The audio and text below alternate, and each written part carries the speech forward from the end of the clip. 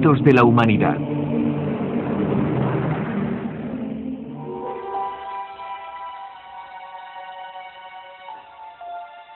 Bien, hablemos de lo que estoy buscando aquí, del Arca de la Alianza y del tabernáculo que Moisés construyó en el desierto. En busca del Arca perdida.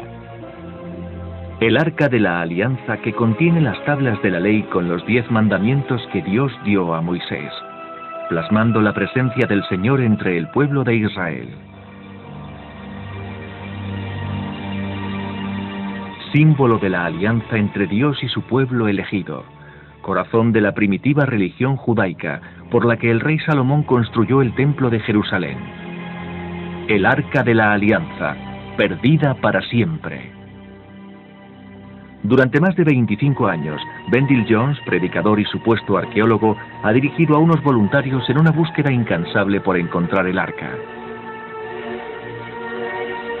Hace más de 2500 años, desde que el profeta Jeremías describiera el destino funesto de Israel y la llegada de la armada asiria y Babilonia, el arca ha desaparecido sin dejar rastro. El mayor misterio de la Biblia que ha obsesionado a Jones toda su vida. El profeta Jeremías escondió el Arca de la Alianza aquí, con el tabernáculo, en un espacio a unos metros de donde estamos sentados. Ha estado aquí desde aquellos tiempos. Los manuscritos de cobre dicen exactamente dónde está escondido. Antiguas tradiciones cuentan que sacerdotes y profetas escondieron el arca y otras reliquias sagradas antes de que los sombríos tiempos golpearan Israel. ¿Pero dónde? Algunos dicen que en el mismo templo Mount. Otros creen que en el templo Nebo, al otro lado del río Jordán. Vendell Jones cree que está aquí en algún lugar de estos riscos que separan el desierto de Judea del Mar Muerto. Hace medio siglo, un joven árabe en busca de una cabra lanzó una roca dentro de una de estas cavidades.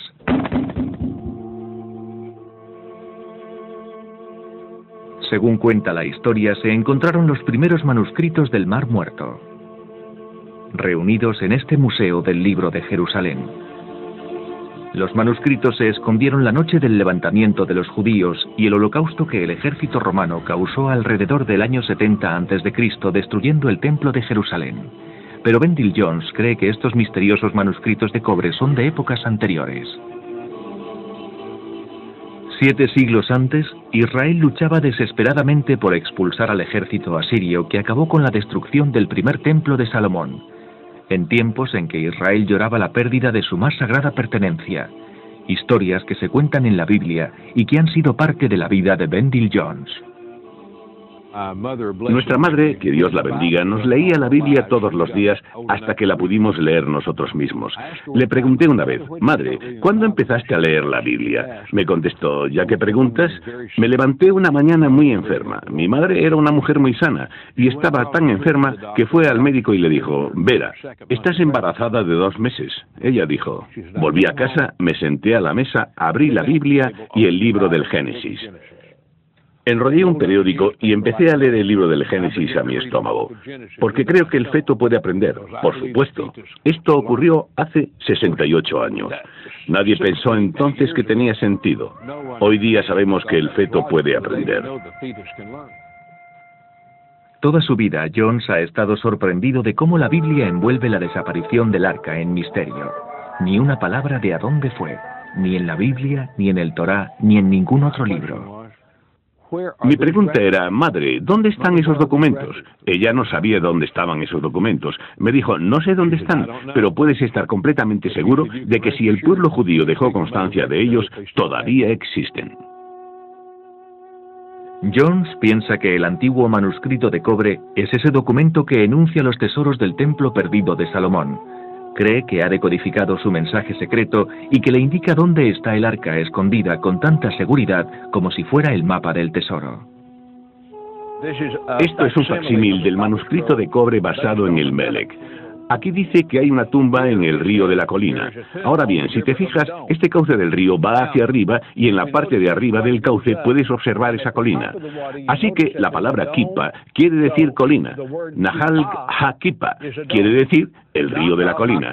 Tenemos pues el río de la colina. Tenemos la cueva de la columna, las dos entradas con el agujero encima. La descripción geográfica de donde nos encontramos ahora coincide con la que se describe en el manuscrito. Este manuscrito fue escrito como el manuscrito de un tesoro, y hay una codificación. No voy a decir ahora cómo saber exactamente para ir de un manuscrito a otro, es un secreto. Y no lo revelaré hasta que no haya terminado de utilizar el manuscrito y publicado el libro sobre él.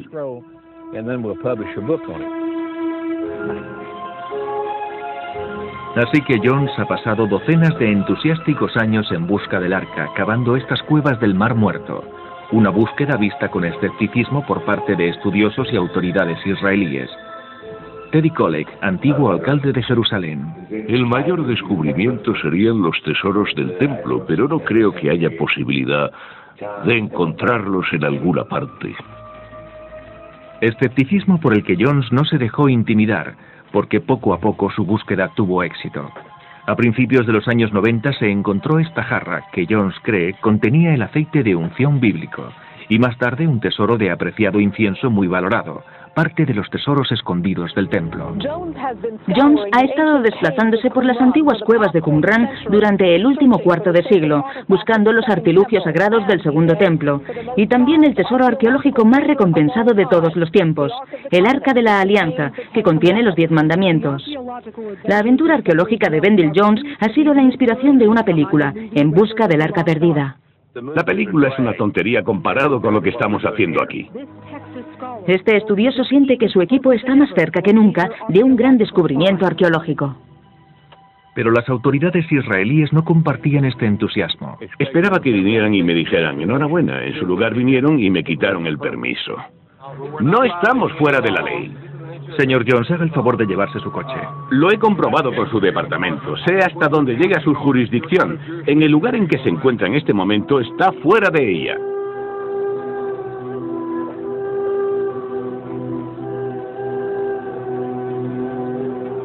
La cuestión de quién está a cargo en esta zona, parte del territorio ocupado, añade más confusión. Pero a pesar de las vehementes protestas, juicios y órdenes judiciales, las autoridades israelíes han denegado a Vendell Jones el permiso para continuar excavando. Hace años ya su visita a este yacimiento había sido limitada a unas breves excavaciones. Cuando él y sus amigos solo pueden tener reminiscencias de lo que sienten puede estar tan próximo. Han pasado muchos años. Hola, amigo. En el libro de Psalms dice, Amet Maheridis Mach. La verdad surgirá sobre la tierra. No es fácil, pero surgirá, sí. Sí. Mucho sudor, sangre y lágrimas en estas cuevas. Jones se refiere a muchos momentos en los que él y su gente vivieron el peligro de cerca. Hubo un terremoto aquí en el 747 y muchas cuevas se derrumbaron y los techos se vinieron abajo. Varias veces improvisaron pozos y crujientes puntales destartalados cuando la tierra temblaba.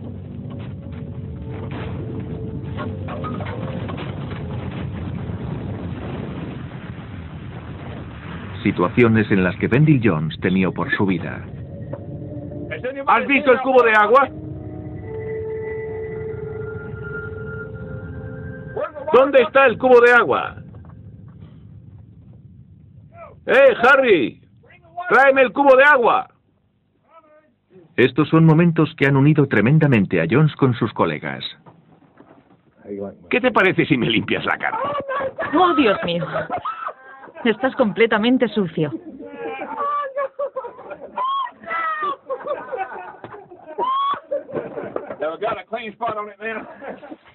Es como una familia. No vives aquí durante meses en trincheras o tiendas sin tener un cariño especial. Durante varios años, Jones y su gente han estado apostando por su tiempo, preocupados por alargar el permiso para excavar en el lugar donde, están seguros, descansa el arca durante más de 25 siglos. Pero puede que estén completamente equivocados.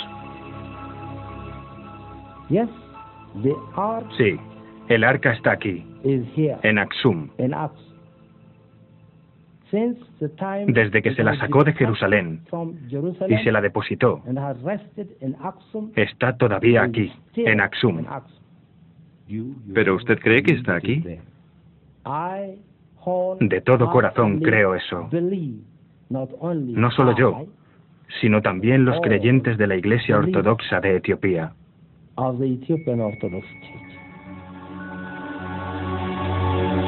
Casi todas las 20.000 iglesias de Etiopía tienen un tabernáculo y un objeto escondido, símbolo del Arca de la Alianza, y que contiene imágenes de cómo llegó hasta allí. Es un regalo que la reina de Saba de Etiopía recibió del rey Salomón de Israel. Los cristianos etíopes creen firmemente que el Arca está aquí, en Etiopía.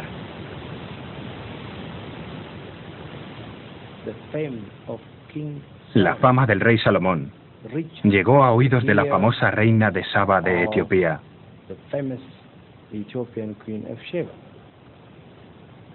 Lo que llegó a su corazón no fue su riqueza, sino su sabiduría, y su sabiduría venía de arriba.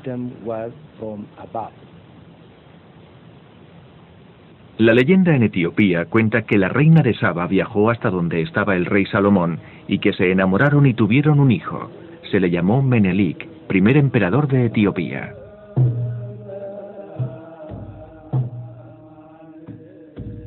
Y el rey Salomón amó tanto a su hijo que le dejó la posesión sagrada más importante de Israel, el Arca de la Alianza. Y así es como la más santa de las reliquias, símbolo de la unión entre Dios y su pueblo elegido, pasó con Menelik de Israel a Etiopía. ¿Te puedes imaginar al hombre más sabio de la tierra construyendo un glorioso templo en Jerusalén para albergar el Arca de la Alianza para después entregárselo a él? ¿Al hijo de la reina de Saba para que lo salvaguardara en un cobertizo para hierba? No tiene sentido.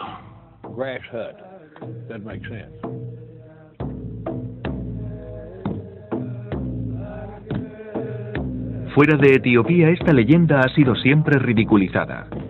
La Biblia no deja dudas de que el arca permaneció en el templo de Jerusalén durante siglos después del rey Salomón. Menelik, si existió alguna vez, sencillamente no pudo transportar el arca a Etiopía. Aún así, la creencia de que el arca está en Etiopía es el núcleo central de la religión en este país.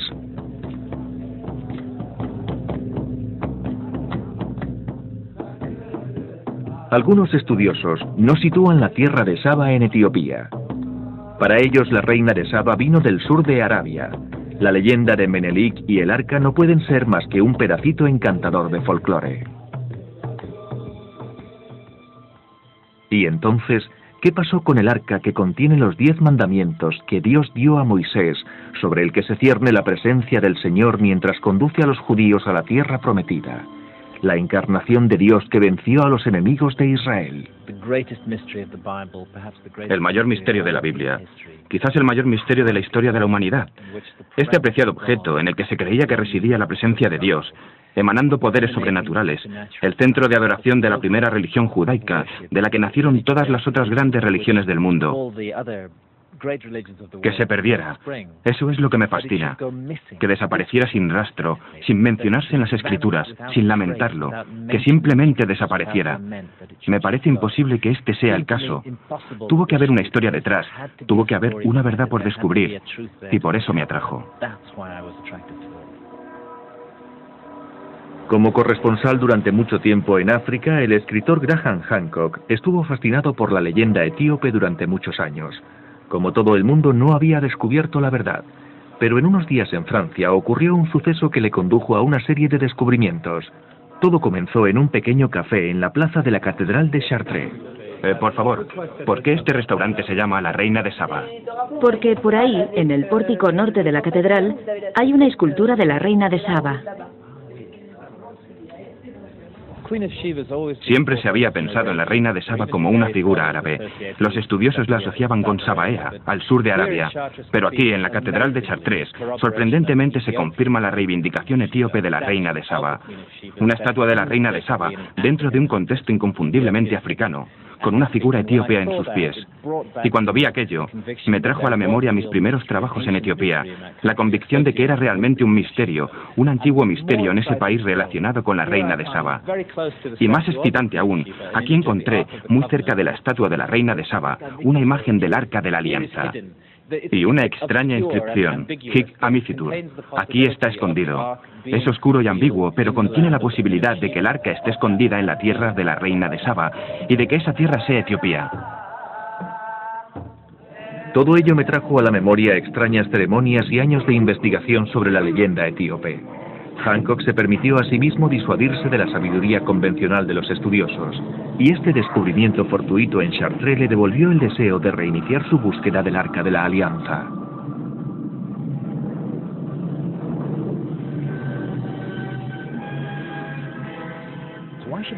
¿Por qué encontraríamos este eco de la tradición etíope en una iglesia cristiana en el norte de Europa, con fecha del siglo XII? Me parece increíblemente incomprensible, a menos que, de alguna forma, los que construyeron el porche norte de la Catedral de Chartres hubieran tenido contacto con Etiopía, y quizás les impresionó lo suficiente como para tomarse la molestia de realizar estas esculturas.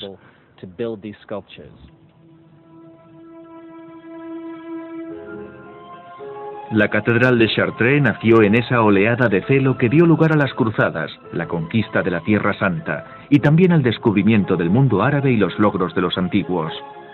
Fuera de Chartres surgió una nueva escuela de pensamiento y edificación, la arquitectura gótica.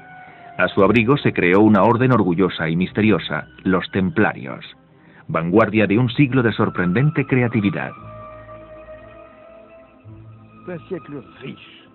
Fue una época rica, una época creativa, una época atrevida. No olvidemos que en un siglo en el que, por ejemplo, se redescubre la cartografía y el camino a Jerusalén, es trazado en un mapa del mundo. Y como uno de los profesores, Bernard de Chartres, escribe, si tenemos algún conocimiento hoy día, no debemos olvidar que no somos más que enanos a las espaldas de gigantes. El anhelante secreto de esa época se hace eco en un libro que describe la búsqueda a lugares desconocidos del mundo. Wolfram von Eschenbach, Parzival y la búsqueda del Santo Grial, donde se plantean algunos misterios centrales de la religión y da a conocer la figura de los templarios.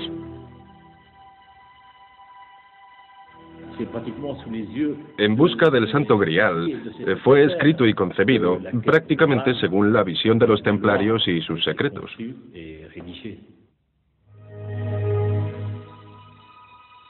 Los estudiosos no han dejado de analizar el significado del Parzival de von Eschenbach, examinando ecos extraños de África que comparten con Hancock, experto en este continente.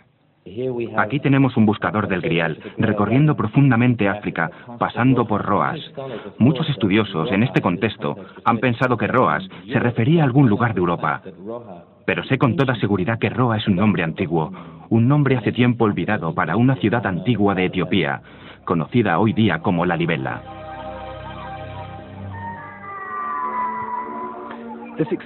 Este increíble descubrimiento de Wolfram von Eschenbach atrajo mi mente a un misterio que me había preocupado años atrás, el increíble fenómeno de las iglesias de piedra tallada de La Libela.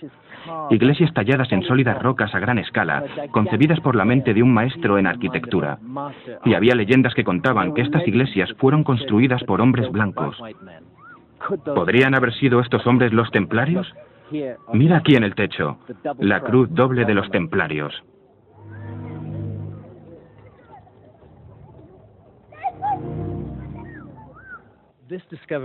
Este descubrimiento fue para mí como una revelación. Me llevó a Jerusalén, donde en el siglo XII los templarios empezaron a buscar por el misterio central de la Edad Media Alta. Para algunos fue el Santo Grial. Para mí es otro objeto, el Arca de la Alianza. Fue aquí, en Jerusalén, en el siglo XII, donde los templarios establecieron su sede central. Se instalaron justo detrás de mí, en la mezquita Al-Aqsa, en la que hicieron su palacio, y construyeron este pórtico, añadiéndolo a la mezquita. Y podemos observar en este pórtico el primer florecimiento del estilo de la arquitectura gótica, mostrando su plenitud en la Catedral de Chartres, un rumbo nuevo en el pensamiento humano, organizado y originado por los templarios.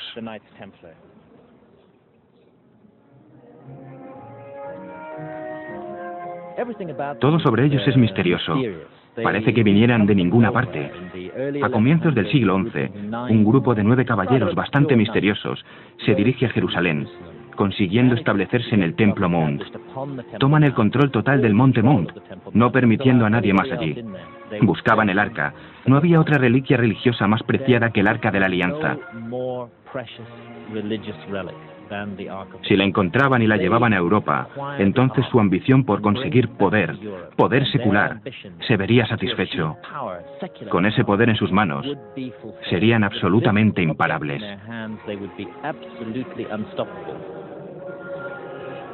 Al principio los templarios parece que se guiaron por información que habían conseguido de los judíos. Una de las tradiciones judías más importantes es de que el arca está enterrada en algún lugar de aquí, en las cuevas y túneles que existen debajo del Templo Mount. El mismo Templo Mount, durante siglos, ha sido un campo de minas político. Es imposible para los arqueólogos trabajar debajo de él. Pero en una época, en la de las cruzadas, cuando los templarios tenían en ocupación el templo, aprovecharon la ocasión de excavar debajo de él en busca del Arca de la Alianza. Creo que de repente pararon. Es como si hubieran conseguido nueva información. La Iglesia de Etiopía siempre ha mantenido un monasterio en Jerusalén. Hoy día solo queda tristeza, que testifica la forma en que Etiopía alimenta su unión con este centro cristiano del sepulcro sagrado. Durante muchos siglos seguidos fueron llegando poco a poco y prácticamente desapercibidos monjes a través de las tierras árabes para romper el aislamiento de Etiopía. Pero religiones más fuertes gradualmente les echaron de sus capillas y de sus antes extensas posesiones. Ahora los monjes, protegidos bajo el derrumbado tejado de una iglesia paladín, hacen frente a un desfile de peregrinos siempre presente. La Vía Dolorosa conduce directamente a lo que queda de lo que fue una vez su capilla. Se realizan servicios bajo el constante empuje de turistas que pasan y de cámaras vigilantes sin descanso. Lo único que los monjes pueden sentir son, lamentablemente, los recuerdos de un pasado más glorioso. La parte baja la invadieron los monjes armenios, alegando que ellos habían estado aquí antes que nosotros. Nuestra gente aquí no hablaba la lengua y nuestros reyes no nos pudieron avisar con tiempo para poder ayudar. Al tomar el control, los sacerdotes extranjeros quemaron todos los libros de Etiopía y todos los documentos aquí acumulados, de forma que solo quedan los recuerdos para testificar unos sucesos ocurridos hace 8 siglos. En la época de los templarios, un joven príncipe buscaba refugio aquí, en Etiopía. Se llamaba Lalibela. Sí, en aquella época estuvo aquí. Lalibela huyó de los rivales al trono de Etiopía. Para los templarios, el joven príncipe debía de haber tenido increíble información. Lalibela huyó a Jerusalén con unos pocos. 20 años más tarde volvió con muchos para reclamar su trono en Etiopía. Sí, fue con mucha gente. Lo que he conseguido reconstruir es que tuvo lugar un encuentro con este futuro rey Lalibela, y que en esa reunión les informó a los templarios que el Arca de la Alianza estaba en su país, Etiopía. Y creo que llegaron a un acuerdo. Ellos querían el arca. Él quería ser rey de Etiopía. Ellos eran una poderosa orden militar. Él les dijo, ponedme de nuevo en mi trono y yo os daré acceso a ese objeto. Y creo que eso fue lo que pasó. La mayoría de los estudiosos ignoran este hecho. Tampoco prestaron atención a otro hecho. En la época en que Lalibela regresó a Etiopía, los caballeros de la cruzada equiparon una pequeña armada con destino a Alaska. Navegó el Mar Rojo y fue destruida al atacar los barcos musulmanes de la Meca.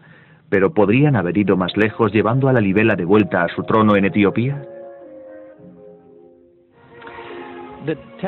La prueba de los templarios juega un papel crucial en mi propia búsqueda. Me hacía sentirme más seguro de que había mucho más sobre la demanda de Etiopía de poseer el arca, de lo que los estudiosos estaban dispuestos a admitir. Pero me enfrentaba a un problema de verdad.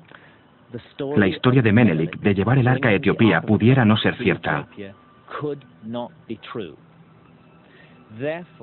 Por lo tanto, si el arca había llegado a Etiopía, lo que necesitaba averiguar era el proceso histórico verdadero que lo habría traído aquí. Tenía que haber una explicación. Y esa era la que me proponía averiguar. La Biblia no habla de la increíble desaparición de su reliquia más sagrada. Envuelve el suceso en misterio. La tradición judía dice que el arca fue secretamente escondida para protegerla del ejército asirio y babilónico. Pero un estudioso culpa a un propio rey israelí.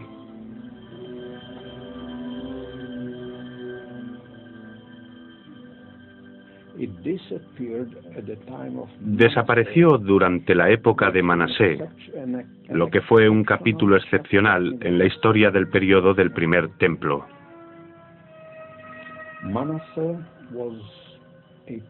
Manasé era un gobernante pagano.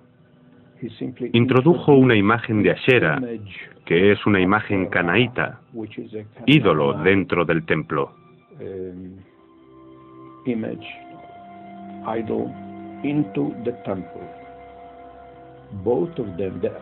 Ambos, Ashera y el arca, no podían estar juntos. Era un problema.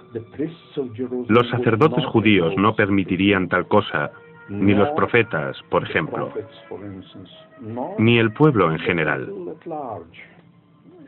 Se destaca en los escritos de Manasé que derramó mucha sangre, hasta tal punto que llenó Jerusalén de sangre inocente.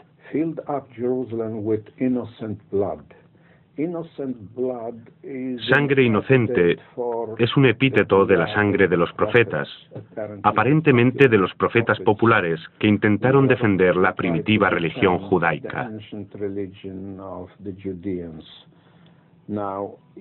Ahora bien, incluso esto está indicado en 3 o 4 palabras como mucho. Y como dije, la situación fue tan terrible para los escritores que no pudieron insistir en ello. Lo sientes. Siente que evitaron palabras. Ellos hablaron de ello de una forma breve.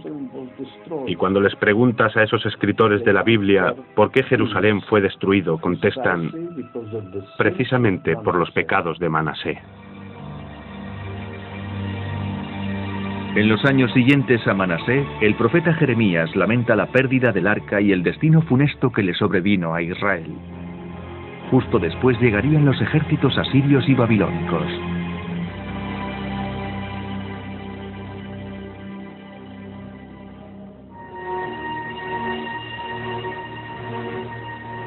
En los túneles y cuevas del Templo Mund, los judíos lamentan la caída de Jerusalén, la destrucción del primer y segundo templo. Pero prácticamente nadie sabe de la existencia de un tercer templo en los tiempos antiguos.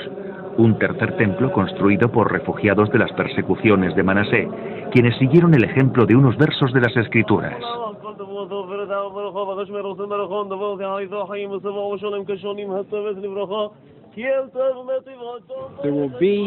Habrá un altar para el Señor en medio de las tierras de Egipto y una columna cerca de sus bordes.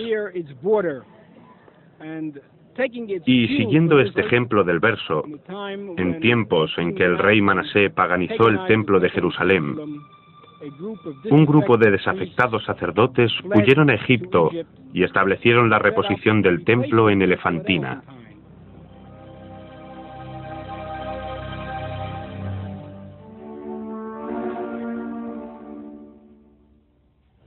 La isla de Elefantina. Durante más de un siglo fue alojamiento de una colonia de soldados judíos, mercenarios pagados por los faraones para salvaguardar la frontera sur de Egipto. El yacimiento ha sido excavado por arqueólogos alemanes.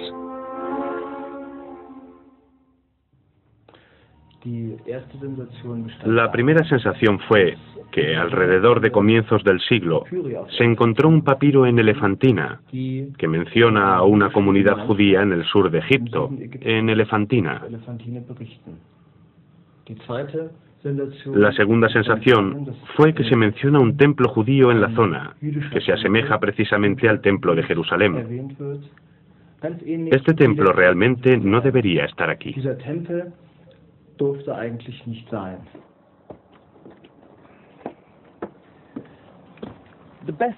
La mejor apuesta para el lugar del templo judío es justo aquí, debajo de ruinas de miles de años. Lo que estamos viendo es lo que queda del templo de Khnum, que está colocado encima del templo judío. Pero ahí es donde el templo judío yace. Por aquí, muy cerca de él, vemos las habitaciones de la colonia militar judía, que se extendía hasta aquí a lo largo del borde de esta ladera. Es un enigma teológico que el templo se construyera aquí, en ese periodo, que fue una época de extremismo religioso. No había en ninguna otra parte del mundo ningún templo judío. Todo el concepto de judaísmo estaba centrado en ese templo y en el arca. Por lo tanto, que se construyera otro templo solo puede entenderse si ese templo fue construido para albergar el arca. Y eso es exactamente lo que creo que ocurrió. En su opinión, ¿cuánto tiempo cree que permaneció aquí el arca? En mi opinión, el arca permaneció aquí desde el 650 a.C., en la época de Manase, hasta el 420 después de Cristo, cuando este templo judío en Elefantina fue totalmente destruido.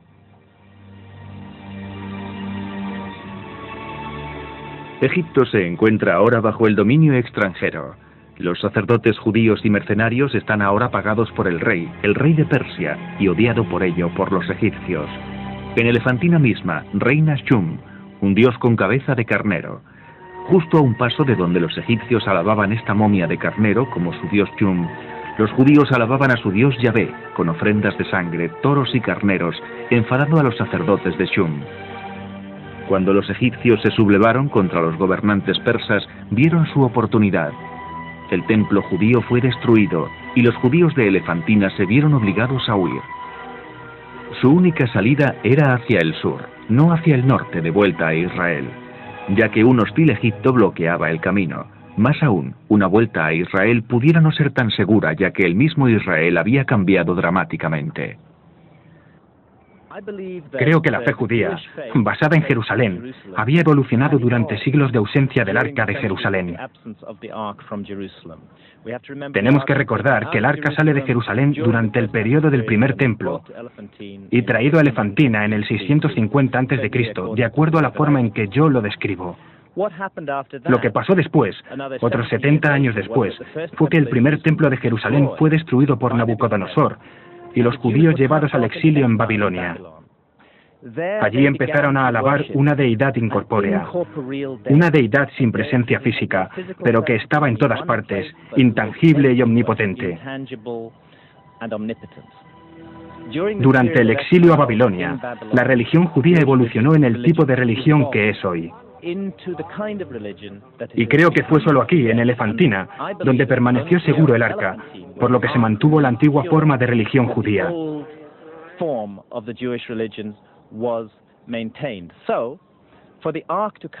Por lo que la vuelta del arca a Jerusalén en el 410 a.C. hubiera creado más conflictos entre el clero establecido en Jerusalén y el establecido aquí. Así que todas las motivaciones apuntaban a un viaje hacia el sur, no hacia el norte a través de un Egipto hostil, a Jerusalén que ya no quería el arca, sino al sur hacia Etiopía siguiendo el curso del Nilo, lejos de esos abrasadores desiertos y cerca de las tierras altas de Etiopía, cerca del lago Tano. El sagrado lago Tano es el centro de las tierras altas de Etiopía. Alrededor del año 400 a.C., judíos refugiados de Egipto llegaron aquí, al corazón más profundo de África, quizás para unirse con otros judíos que vinieron aquí siglos antes en compañía de Menelik, el legendario hijo del rey Salomón y la reina de Saba. En el lago Tano se encuentra una pequeña isla, Tanakirkos.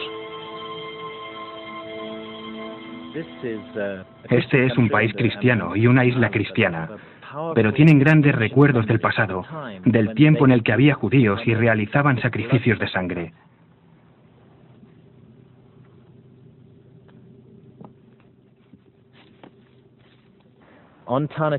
En Tanakirkos me contaron que el Arca de la Alianza había estado allí durante 800 años. Que cuando la trajeron por primera vez a Etiopía, la llevaron específicamente a esa isla y la dejaron allí para salvaguardarla. Que había sido el centro de adoración de gentes en aquel entonces totalmente judías. y que durante 800 años había permanecido como el centro de adoración. Y me mostraron un altar colocado delante del arca, enfrente de él, donde se derramaba la sangre del sacrificio. De repente todo tenía sentido.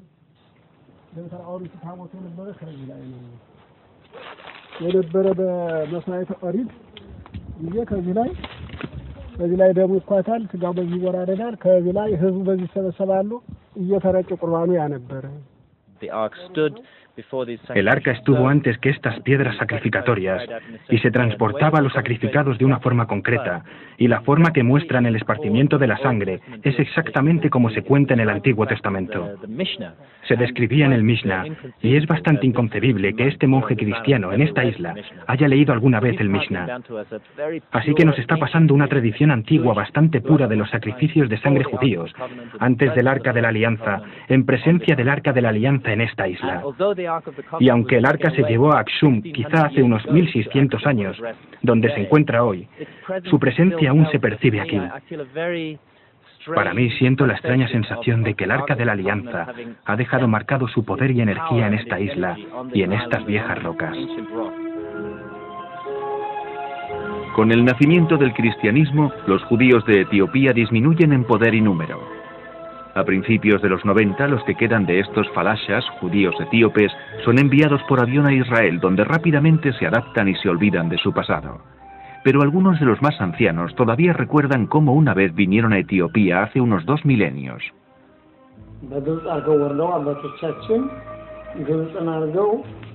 Que es Rafael Hadane todavía puede describir el camino, lleno de peligro y privaciones, lo que según la tradición oral antigua de los falashas, los judíos que huyeron de Elefantina siguieron las montañas de Etiopía.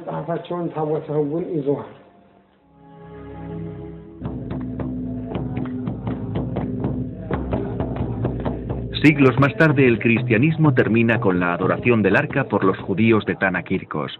Los nuevos reyes cristianos de Etiopía luchan contra los judíos por ella y la llevan a otro lugar. Etiopía pertenece al cristianismo.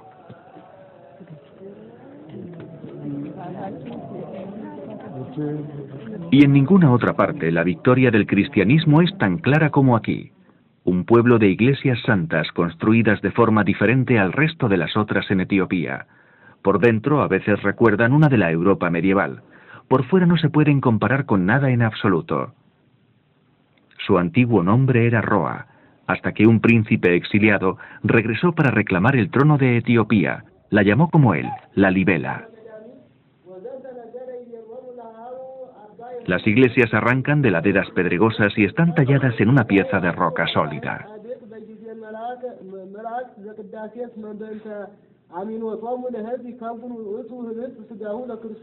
En un patio los sacerdotes recitan una oración para los cadáveres secados de aquellos que se atrevieron a comer el pan de la Santa Comunión. La Libela prosperó en la época de las cruzadas de los templarios. Más tarde, viajantes portugueses hablan de leyendas sobre gente blanca ayudando a construir las iglesias. Esta iglesia está dedicada a la Virgen María, y esto no es un accidente, ya que la Virgen María fue una figura de gran importancia para los templarios. Y esta iglesia fue construida por los caballeros templarios y está llena de momentos y recuerdos de ellos. Mira aquí, se encuentra la Cruz Paté, la cruz de los templarios. Aquí, más arriba, la estrella de David, sello también de Salomón, una cruz perfecta templaria, pintada en rojo como se pintaban las cruces de los templarios hace 800 años. Todo el lugar está lleno de esos recuerdos, y si venimos por aquí encontraremos algo extraordinario. Si no me equivoco, lo que estamos viendo aquí arriba es una imagen de Al-Aqsa, mezquita de Jerusalén, y extrañamente y espectacularmente tiene en su cúpula cruces. Hubo solo un periodo en la historia en el que Al-Aqsa fue decorada con cruces, y ese fue el de la ocupación de los templarios en el siglo XII. Si esta prueba se puede refutar, la siguiente no. La leyenda cuenta que el mismo Jesucristo apareció a instruir al rey Lalibela sobre cómo construir esta iglesia. Se apoyó en esta columna y por eso se la amortajó protegiéndola de curiosos para siempre. ¿La puedo ver yo? No se permite a nadie verla. ¿Podrías al menos decirnos qué hay escrito detrás de ese trapo?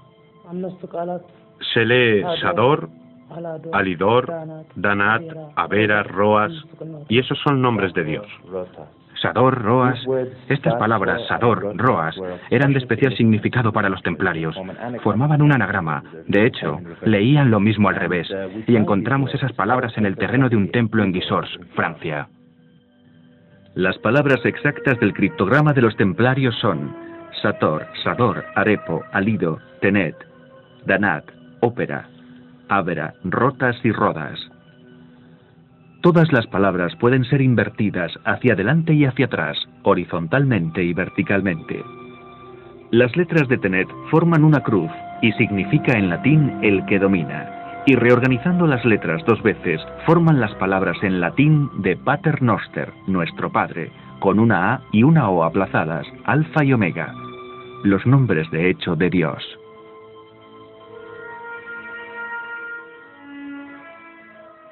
Las cruzadas de la Edad Media penetraron profundamente en África, hecho hasta ahora totalmente ignorado. Están los calabozos del castillo mirando hacia Aksum, la ciudad del Santo Arca de la Alianza.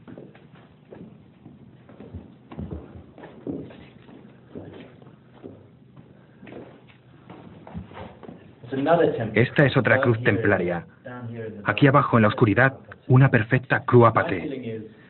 Mi impresión es que los templarios tomaron control de este viejo castillo y lo utilizaron como su sede central aquí, en Aksum. Y dejando estos recuerdos de ellos, podría ser el final de una tumba. Podría ser una tumba o un cofre. Hay un testimonio fascinante que nos cuenta un geógrafo armenio llamado Abu Saleh, un informe de 1207. Nos da de hecho el único informe de un testigo presencial en Etiopía, y lo que nos cuenta es increíble. Les odio. Odio a los murciélagos. Mira esos pequeños demonios. ¡Ah! Se ha hecho pis en mi cara. ¡Qué asco! Nos cuenta que el Arca de la Alianza fue llevada en procesión por hombres blancos con pelo rojo o rubio. No parecían etíopes. Esos hombres que llevaban el arca en procesión eran los templarios.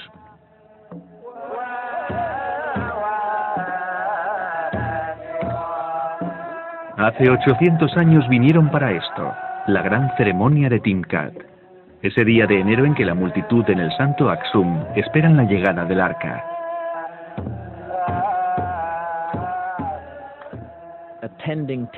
Asistir al Timkat en Aksum es como hacer un viaje a través del tiempo. La danza de David ante el Arca de la Alianza, que se describe con detalles en el Antiguo Testamento, se reproduce plenamente en la vida. Cánticos antifonales, voces que se pasan hacia atrás y hacia adelante. Todo ello nos sumerge en el mundo del Antiguo Testamento. Símbolos antiguos de un imperio que una vez dominó toda Etiopía y más, y trajo el arca aquí desde Tanakirkos con el nacimiento del cristianismo. Durante años esperaron con humildad la llegada del arca. Nadie ha visto o tocado el arca en Aksum, ni siquiera los patriarcas, los que más autoridad tienen, han tenido nunca el derecho a penetrar en lo más santo de todo lo santo y ver lo que de verdad hay. Como con los antiguos judíos, tal derecho pertenece solo a un hombre, el guardián del arca. Hay un sacerdote designado a ello de generación en generación. Porque seas un patriarca o porque tus predecesores fueran patriarcas, no tienes derecho a exigir o a vencer la voluntad de Dios. ¿Cómo se le designa? Por su dedicación, sumisión a Dios, simplicidad. A quien sea que Dios designe ser, será el guardián del arca.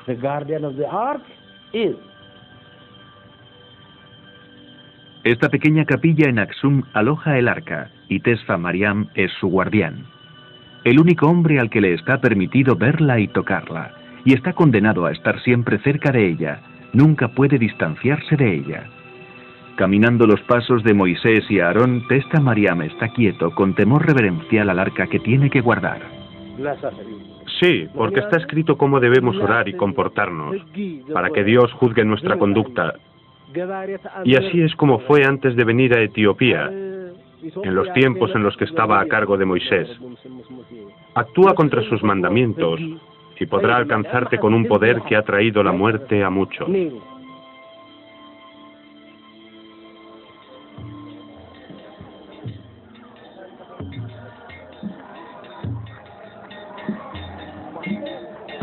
En el festival de Tinkat, desde cada una de las 20.000 iglesias de Etiopía se simboliza que se ha sacado el arca en procesión.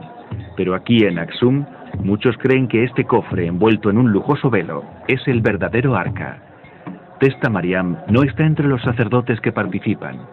El guardián del arca permanece con el santo de los santos, como si el verdadero arca no hubiera salido en absoluto.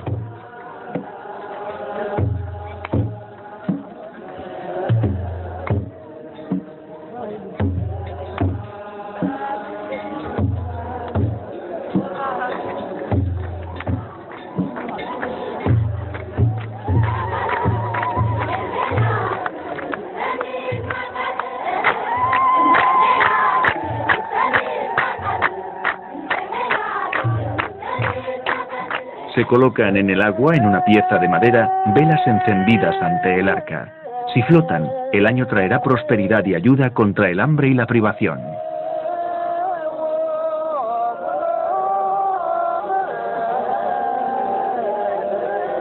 Miles de personas alrededor del lugar conocido como el baño de la reina de Saba.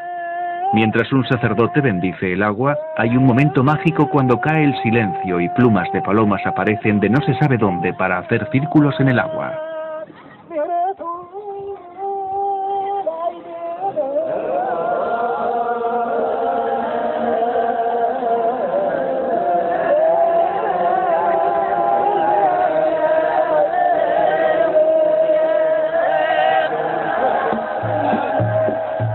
Con las velas todavía flotando se recibe la bendición.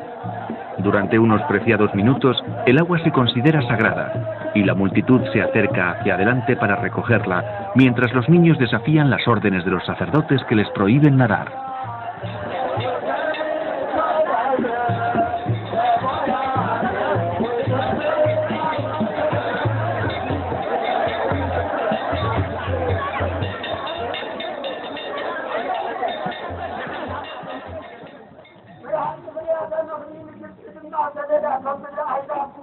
Por la noche el cofre descansa en una tienda, y como en los días de Moisés, la gente vigila el tabernáculo y se llena la noche con plegarias. La Iglesia Ortodoxa etíope es literalmente única en el mundo. No hay nada verdaderamente como ella. Y es una forma de religión muy simple y pura a su manera. Dudo al decir esto, pero casi pagana en su reversión a la adoración al Arca de la Alianza. Pero llena de poderosa creencia en Dios, y la presencia de Dios se cierne sobre la misma Etiopía, traída allí por el Arca de la Alianza.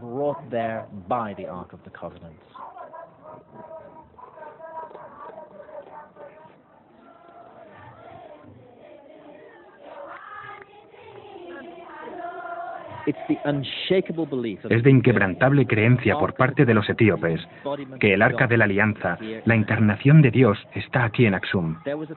Hubo un tiempo que rechacé esa idea junto con el resto en el oeste. Pero un pequeño incidente durante unas vacaciones a Chartres me condujo a una serie de descubrimientos que me han convencido ahora de que lo que Etiopía reclama es verdad y de que el Arca de hecho sobrevivió aquí durante siglos de agitaciones.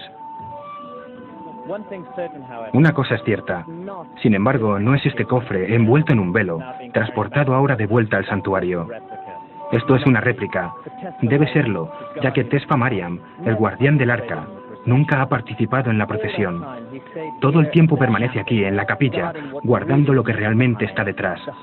La reliquia más santa de la antigüedad, lo que es su obligación sagrada protegerla y de la que puede que no se separe nunca. Nunca sabré con certeza si es el arca de verdad. Nadie lo sabrá. Solo él lo sabe. el guardián del arca, cuidador de un misterio que debe permanecer oculto.